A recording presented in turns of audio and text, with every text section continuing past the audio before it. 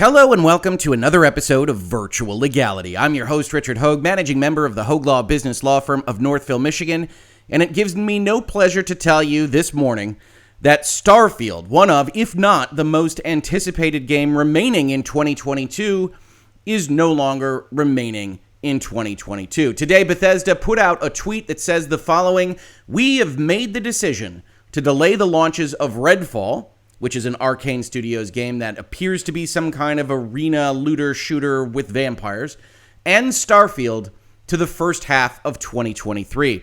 The teams at Arcane Austin for Redfall and Bethesda Game Studios for Starfield have incredible ambitions for their games, and we want to ensure that you receive the best, most polished versions of them.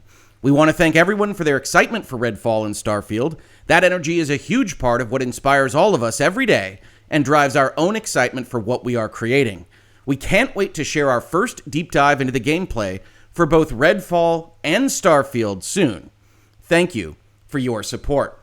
Now, this isn't just a video about this particular bit of news, although I did want to make sure that those of you that follow me here in Virtual Legality got to see this. This is a big deal. It's almost impossible to overestimate how big of a deal it is if you've looked at polls for what people are most excited about in video gaming, if you've looked at how Xbox has marketed both its Bethesda acquisition for billions and billions and billions of dollars and its overall thrust towards gaming and telling folks what to get excited about. Starfield has been at the top of basically all of those lists. I was just on a show this past weekend, the Bitcast, please do check it out, 11 a.m. on Sundays, that was asking the question, what are you most excited to see at the summer blowouts? The videos, the directs, everything else that's going to talk to you about games coming out. And number one with a bullet was very, very easily Starfield. Now, why was it so high on the list? It's not just because it's the follow-up from Bethesda to Skyrim, which is one of the most popular RPGs ever made.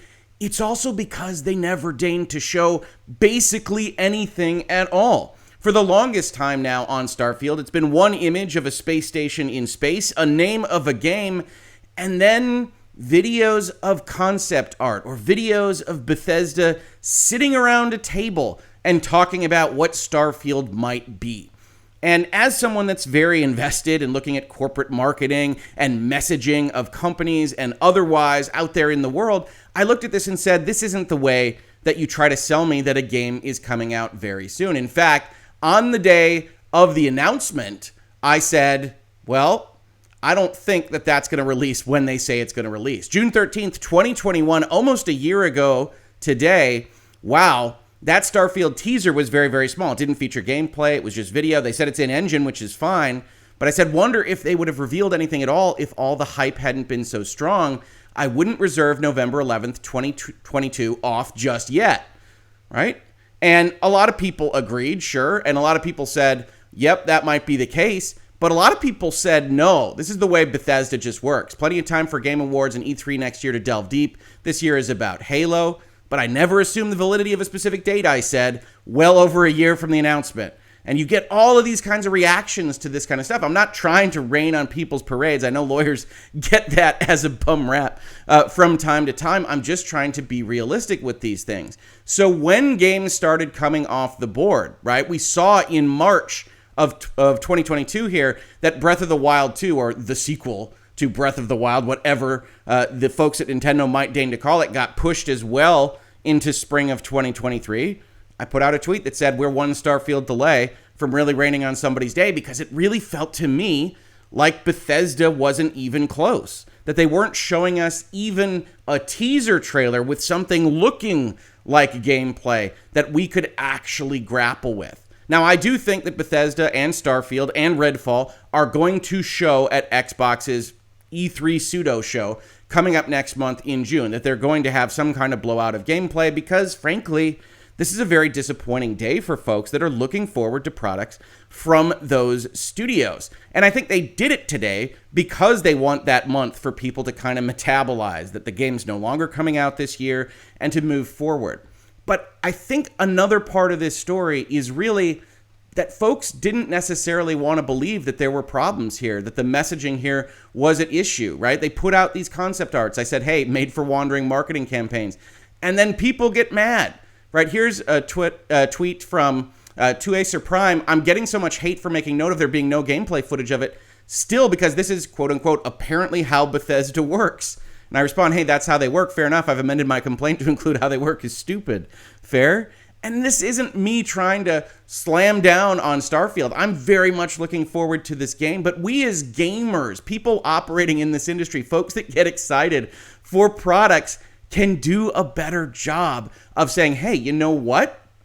That product isn't actually showing us anything. That's just a name. Get excited, they say. But we don't have to get excited for things that aren't being shown to us. Now, I will point out, as I did before, Nintendo is falling back. Arcane, which is under the Bethesda umbrella, is falling back. Bethesda itself, falling back. Obviously, the pandemic did a number on a lot of these processes, and I have no problem with that. Nintendo could have easily been the subject matter of a video like this one when they made an announcement like this, and they deserve all of the same kind of pushback. Hey, you didn't show anything. People shouldn't be getting excited. The difference between Nintendo and Bethesda is Nintendo doesn't really go out with all of the navel-gazing, chin-stroking. What is Starfield about? Well, it's about our place in the stars. It's about what humanity can mean, what we can mean to each other, the true philosophical questions for just like 7 or 8 minutes. Here's a picture of a robot. Thanks, Bethesda. Nintendo doesn't go out and do that, so they don't get the same amount of consternation from me, because there's so many people carrying water for this kind of thing that I feel like there needs to be some pushback in this industry. Here's Jeff Grubb from September of last year, where we noted, hey, we didn't get any coverage of these games from Bethesda, from Arcane. Jeff Grubb says it was not the end of the world when Xbox showed Redfall and Starfield without gameplay. Those were equivalent to what Insomniac did by showing just videos of Spider-Man and Wolverine, to which I responded, they are not. No one has any idea what Starfield or Redfall will actually look like in action. They have not been seen, not one whit, not one scintilla. We have a pretty good idea of what a PS5 Marvel game from Insomniac will look like, especially Spider-Man 2. And that's really the point of this video. I feel for everybody that is disappointed by this. I personally am disappointed for this. I was excited in November to sit back and play an RPG from Bethesda Game Studios because we seemingly haven't gotten one outside of Fallout 76 in forever and a day. And I was ready to have that experience with them, and I will no longer have that. From the Microsoft side of things, this is a tire fire. I don't know that there is anything on the schedule right now that shows Microsoft releasing a game that I'm interested in this year. One can anticipate that Forza is going to be released this year, whatever that looks like, that will get announced probably next month. But outside of that, I'm holding out hope that they have some more things to show. I like the Xbox as a piece of hardware. I grow increasingly concerned about what exactly they would have me play on that piece of hardware. And make no mistake, the same basically goes for Sony and PlayStation. There are big, long delays right now for all sorts of releases, and if Sony decides to push back their God of War game into, well, let's just say it, the spring of 2023, we're looking at potentially a big, giant void in the second half of this year where all of the hardware manufacturers, all of the major publishers have effectively said, well, second half of 2022 is just out. We'll celebrate Christmas or whatever holiday you celebrate in the spring of 2023. And hey, maybe that's just a part of being in the video game industry right now, but I still think it is something worth paying attention to, because at the end of the day, only we can control our expectations, and we shouldn't just fall for hype campaigns that are filled with concept art, high-minded ideals, and yes, Todd Howard. This has been a fairly short Virtual Legality for today. If you enjoy these conversations about the business and law of video games, technology, software, pop culture, and more, please consider supporting the channel at Utreon or Patreon, or just subscribing, telling your friends, ringing bells, getting notifications. We're at almost 83,000 subscribers now, so obviously a very big growth period for the channel. I thank you all so much for telling your friends about this, because I think we're going to have many, many more great conversations in this space to come. If you watch this on YouTube, thank you so much for watching. And if you listen to it as a podcast, thank you so much for listening. And I will catch you on the very next episode of Virtual Legality. Virtual Legality is a YouTube video series with audio podcast versions presented as commentary and for education and entertainment purposes only. It does not constitute legal advice and does not create an attorney-client relationship.